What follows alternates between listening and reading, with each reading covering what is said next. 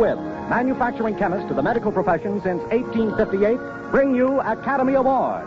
The pictures, the players, the techniques and skills which have won or been nominated for the coveted awards granted each year by the Academy of Motion Picture Arts and Sciences, to each in his field for outstanding achievement.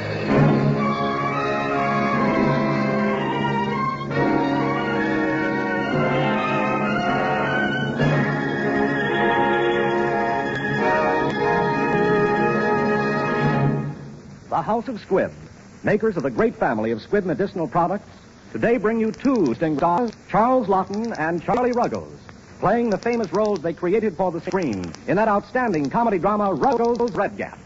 Mr. Laughton has twice been nominated as Best Actor of the Year and in 1932 won the Academy Award.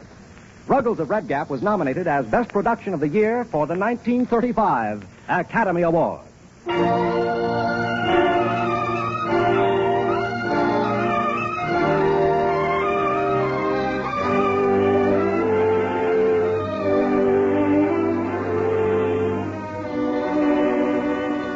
This is the story of a good American and how he grew.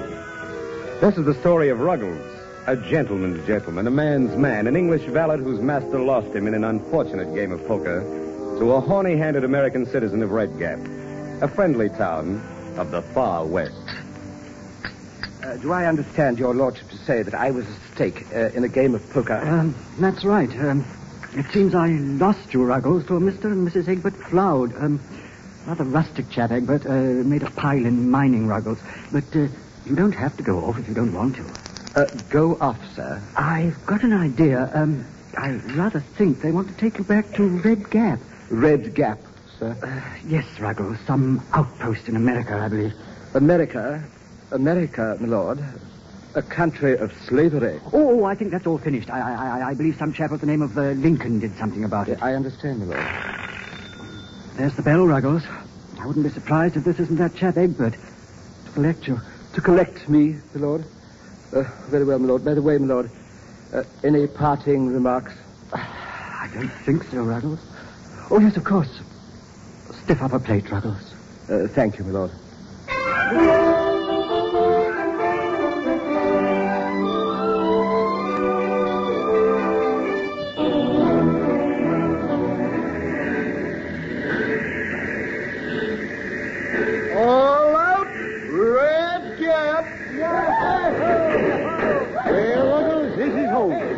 Red Gap. Pretty far from London, huh? Yes, sir. Are those cowboys, Mr. Cloud? Yep. Friends and neighbors. Well, come on, let's go. And remember now, none of that fancy butler stuff with me around here, Bill. As far as I'm concerned, you're Colonel Ruggles. You get that? Colonel Ruggles. Yes, sir, but I mean to say, All sir. right, come on, Effie, let's go. Oh, Miss Jim! Oh, my dear! How sweet of you to come and meet us. Oh, how smart you look in your cutaway. I'd never have known it was you. Yeah, well, I ain't so sure myself, daughter. This is Ruggles, Egbert's man. We persuaded our friend Lord Grinstead to let him come to us. Ruggles, this is Mr. Belknap Jackson, our son-in-law. Sir. How do you do? You holy cow, there's your ma, Effie. Ma Pettingill. You old maverick. Sourdough, you old horn-toad. Well, Ma, what kept you? I'll bet you were sitting in that old silver dollar saloon. Ah, 'tain't so. Don't you know that this is the first train that's been on time since the railroad was built? Foreign travel doesn't seem to have altered my dear father-in-law very much. I dare say you find him rather a trial after his lordship, eh, Ruggles? Not at all, Mr. Belknap Jackson. Quite the reverse. Hey, Sourdough, where'd you get that classy suit? And that hat. Oh, baby. Excuse me, sir.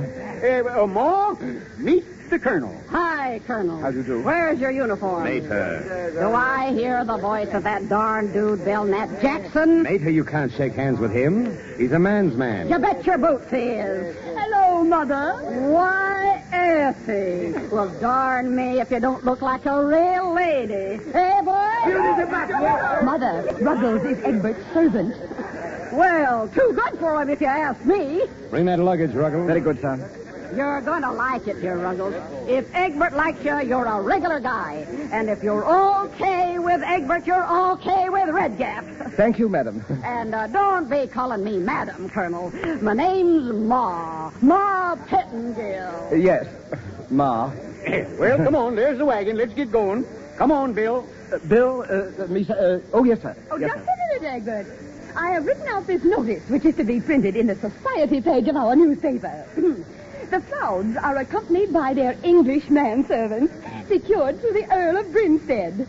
He will no doubt do much to impart an air of continental smartness to the Floud reception today. Whoa, that's some mess of words, huh? Now, you give that to Jake Henshaw, the editor of the paper himself. All right, Effie. Come on, Bill. Let's go. Go, sir. Yes, sir.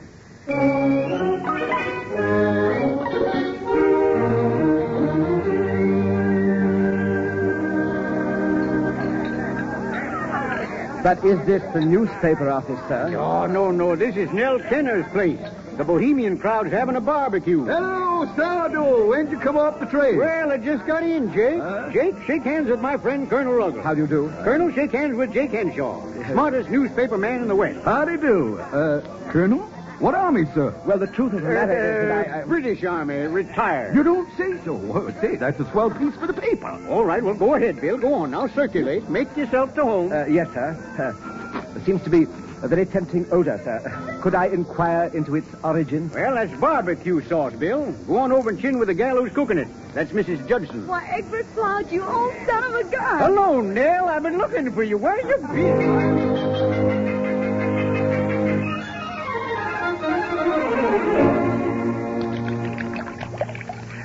This meat sauce is really excellent, my good woman. If you're calling me good woman because you don't know my name, name is Judson. I'm delighted to make your acquaintance, I'm sure.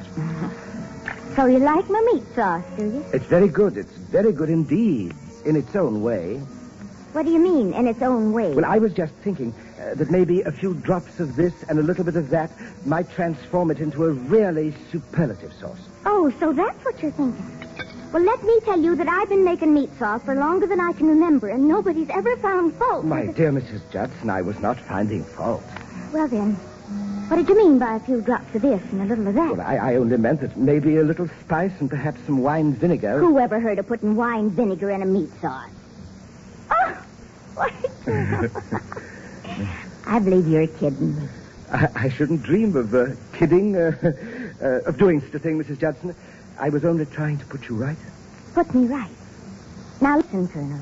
You stick to the things you know, like leading a regiment. What? And I'll stick to what I know. My dear Mrs. Judson, let us not become embroiled in an international squabble. Shall we dance? I'd love to.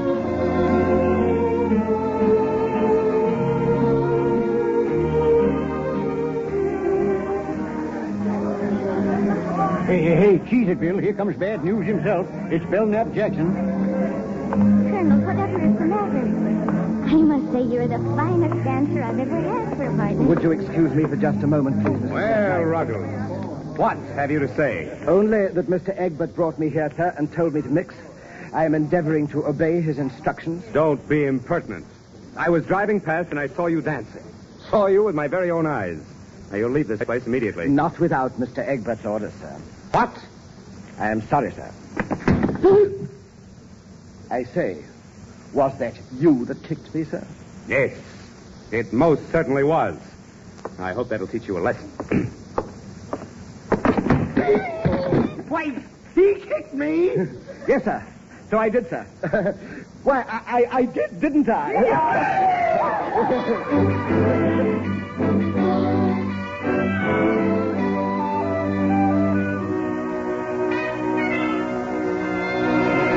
And I demand that ruffian be discharged at once. Whatever possessed you to kick Mr. Belknap Jackson, I shall never understand. Nor I, madam. Ordinarily, I am a model of self-control. It must have been Mr. Belknap Jackson's unfortunate behavior. Oh, I'm afraid you'll have to go, Ruggles. Madam, do you mean that I am to be abandoned to my fate in this uncivilized outpost? Oh.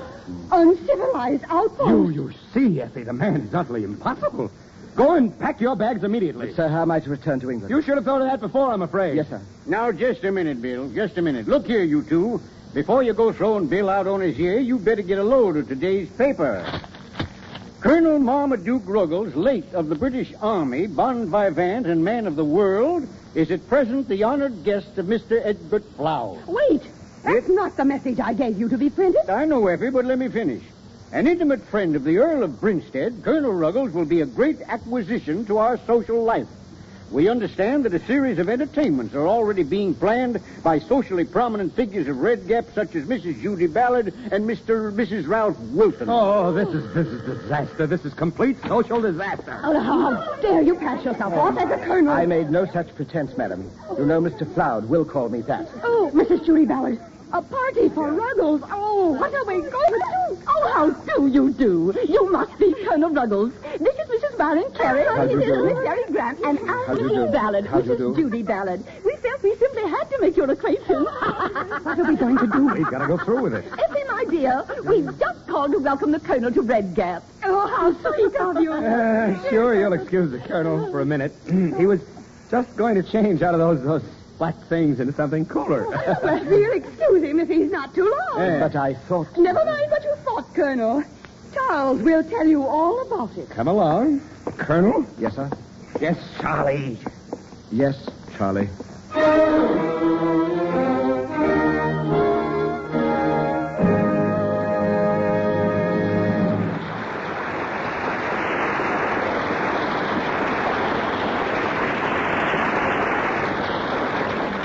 In just a moment, we bring you the second part of Academy Award. Until you've tried pure Squibb dental cream, you'll never know how much you may be missing in a dentifrice. For Squibb dental cream is 3 ways refreshing. First, it has a delightful flavor, cool and inviting as dewy, fresh mint. That's why you can taste the refreshing difference when you use Squibb dental cream. Second, its lively action brings to your whole mouth the sense of being gloriously clean and alive. That's why you can feel the refreshing difference when you use Squibb dental cream. And third, when you look in the mirror, you can see the refreshing difference because the polishing agent in pure Squibb dental cream is one of the safest, softest, yet most effective known to dental science. Ask for the dental cream that belongs in the great family of Squibb quality products. Ask for Squibb dental cream. Taste, feel, and see the refreshing difference.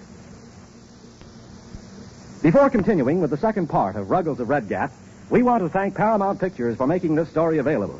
Paramount's current production is OSS, starring Alan Ladd and Geraldine Fitzgerald.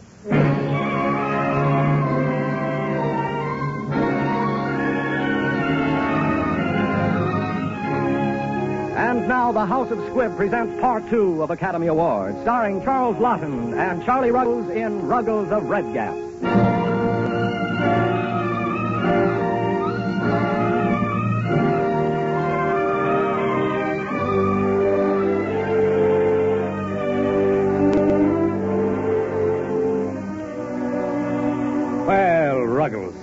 Now the farce is over. Just what are you doing in the library, Ruggles? I am discovering the most amazing things about your country, sir. A land of freedom and equality. Do you know Abraham Lincoln said... Where did you get that book? I found it on the shelf, sir. So I see. Well, if you had taken the trouble to look, you would have found my name on the flyleaf. And if you had inquired, you would have learned that I allow no one to use my book. I'm very sorry, sir. Yes, and those house slippers. They're particularly offensive to me. They belong only in the bedroom. His lordship frequently wore house slippers in the drawing room, sir. In fact, I recall one occasion when he went dancing in house slippers. Oh, no. No gentleman would go beyond the bathroom with those shoes. Do you mean to imply that his lordship was... Drop that weapon. Weapon, sir? I was only resting my hand on this bookend, sir. Just your imagination, sir. Oh, no, it isn't. I caught the same murderous look in your eyes the night you struck me. I hope that incident has been forgotten, sir. Well, it hasn't. And that's why I'm giving you notice. Notice, sir? Exactly. And keep your hand away from that bookend. I can't believe it, sir. I thought everything was going so well. Well, for you. But for the rest of us, the situation is impossible. Now, here's your ticket to San Francisco. I fancy you can manage to work your way to London from there. That's all, Ruggles. You'll just have time to pack and catch the number 36. South!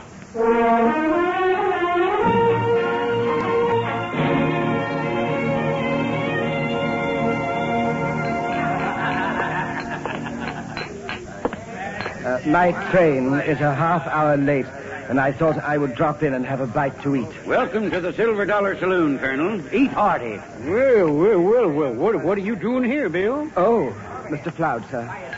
I hope you don't think that I followed you here, sir. I thought you were on your way to the ranch. We are. Only we thought it wouldn't hurt none if we split a bottle of liquor first. Well, what's eating you, Bill? Sit down. It's very nice of you to cover an awkward situation like this, sir. But I must ask to be excused. What's he talking about? First time I ever seen Bill drunk. I am not drunk. I just want you to know, sir, that I have only the kindliest feelings towards you both. Tight as a tick. And now, if you'll excuse me, I must catch my train. Train? Well, sit down here, Bill, and sober up. Please, sir, I am not in the least intoxicated. I am simply trying to tell you that you were undoubtedly justified in discharging me. We better humor him, Ma. Yeah. Who fired you, Bill? Oh, Mr. Belknap Jackson, sir. But naturally, he was speaking for the family.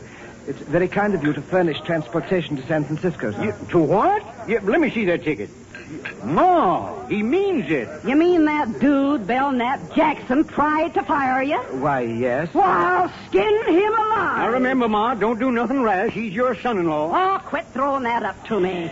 Then I am not... Why, Bill, we wouldn't fire you. Not even if you look like Belknap Jackson. I couldn't be happier, sir. Oh, yes, you could.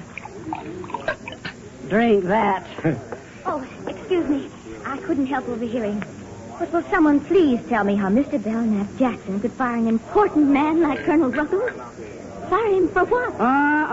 We spilled the beans that time. You may as well know, Mrs. Judson, that my introduction to Red Gap as Colonel Marmaduke Ruggles was a horrible mistake.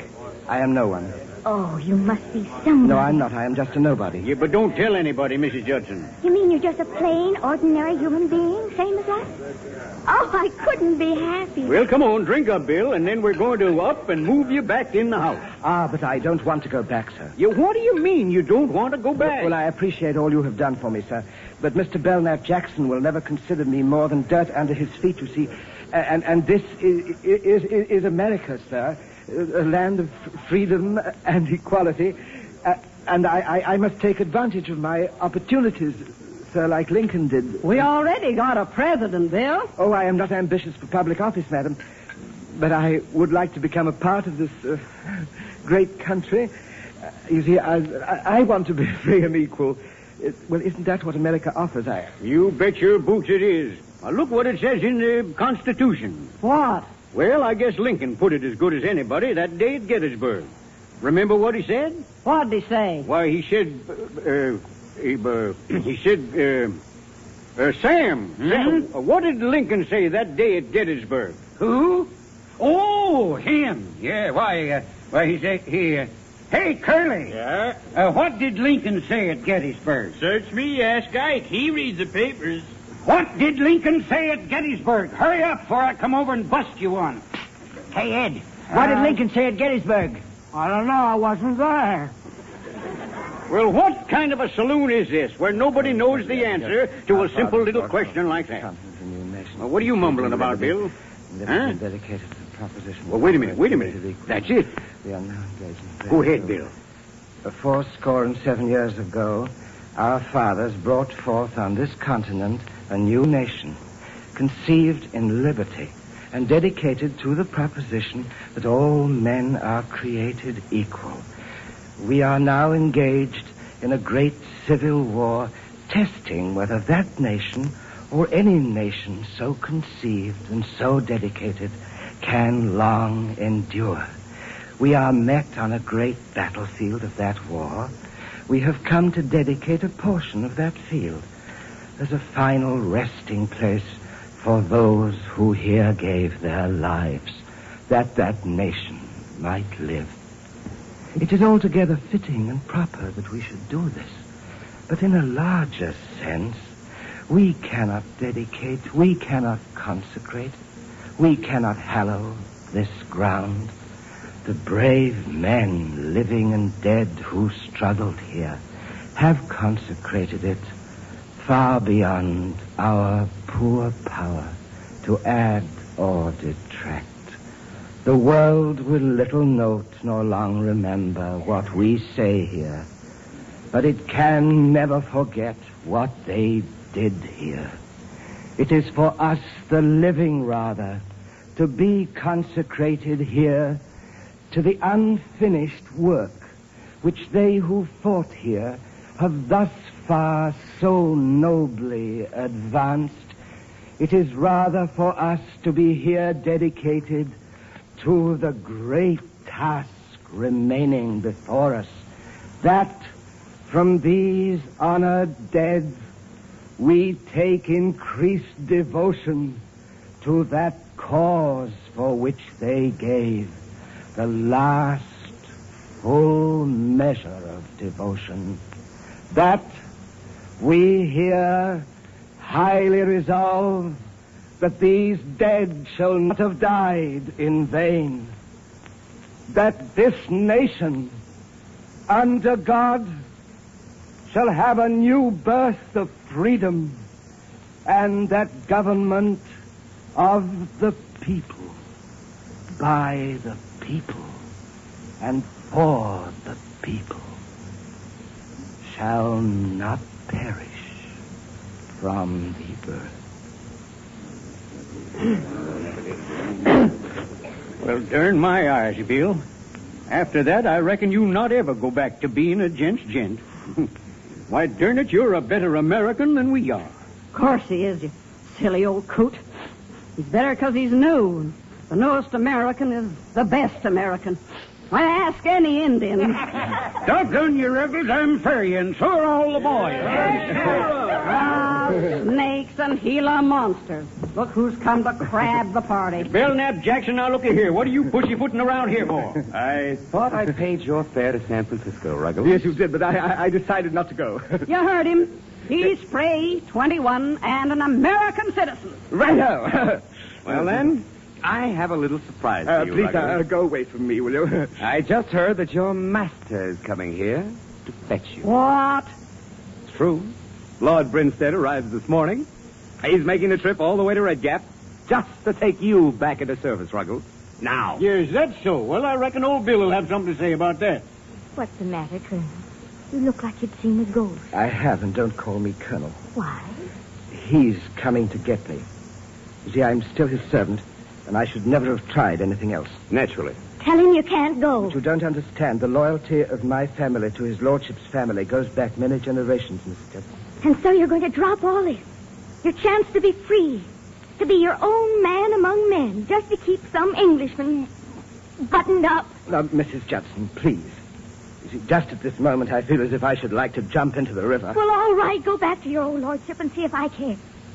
And if you're thinking of jumping in the river, jumping it up by the bend. It's deeper there. You don't understand, Mrs. Judson. You don't. Get out of my way and stay out of it. I thought you were a man. But you're just a jellyfish. Colonel! Wow.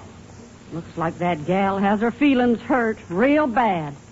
Slammed the door and almost shook her custard pudding right to water. Well, Ruggles, you'd better be getting your black suit on again. And while you're at it, put on your valet, man. Yeah, now looky here. Wait a minute. Say, what is all this talk about valet and everything? What's going on around here? See, Ruggles, retribution. I'll tell you. I'll tell you all the truth about this man. You have known him as Colonel Ruggles. Well, he's an imposter. Yes, until he began a life of fraud here in Red Gap, he was nothing but a valet. A manservant to this Lord Brinstead. And thank you very much for announcing what I intended to disclose myself. It is quite true that I was in his lordship's service for many years, and I am proud of my humble beginning. And I am proud, too, to begin again here in America. And this time, I shall begin a free man. You see. Now, with your permission, Sam, I will ask this gentleman to leave your saloon. Permission granted. You asked me? No. I order you in the name of Sam. You see, this saloon caters only to the American spirit. And you do not represent the American spirit. You are a snob, sir. And a cancer. And a bounder, sir. Words fail me. Then grab that pudding, Bill, and give it to him. Oh, pudding. Yes, of course, madam. The pudding. Mrs. Judson's tempting pudding. You dare to touch me, and I'll... You see, I did it, and I'm glad. What on earth has happened? Madam, I very much regret that I had to use your magnificent pudding in a manner unbecoming a fine dessert. Bill, you did it. You came through. You finally bounced that stuck-up snob. Madam, I have the honor to ask you to share my new life, madam. After seeing this, I'm ready for anything. Even marriage? Even that. Mrs. Colonel Ruggles of Red Gap. Meet Ruggles of Red Gap, everybody. Well, come on, Colonel. Say something. Oh, well, thank you, sir. You can fool some of the people all of the time, and all of the people some of the time, but you can't fool all of the people all of the time. Is right?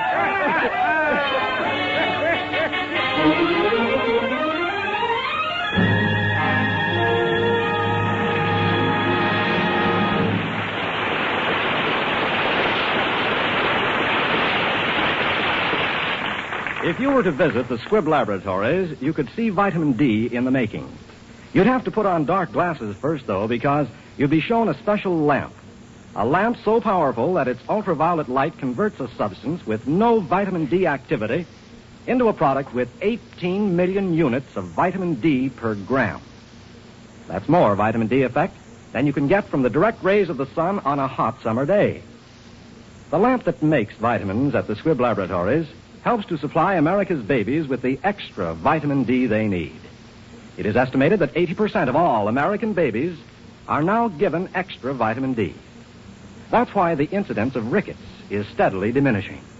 And at the Squibb Institute for Medical Research, scientists are constantly seeking new ways in which vitamin D and the other essential vitamins may serve mankind. It's one more example of Squibb's endless quest for perfection. One more reason why Squibb is a name you can trust.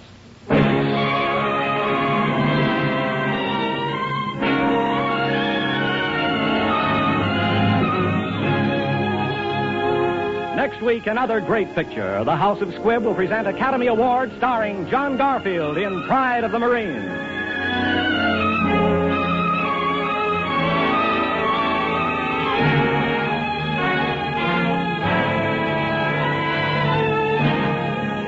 Ruggles of Red Gap was written for radio by Frank Wilson, with an original musical score composed and conducted by Leith Stevens. Our producer-director is Dee Engelbach. Charles Laughton can currently be seen in Universal's Because of Him. Charlie Ruggles will soon be seen in Columbia's new picture, Gallant Journey. This is Hugh Brundage bidding you good night until next week at the same time, when you're invited to listen again to Academy Award, presented by the House of Squibb, a name you can trust. This is CBS, the Columbia Broadcasting System.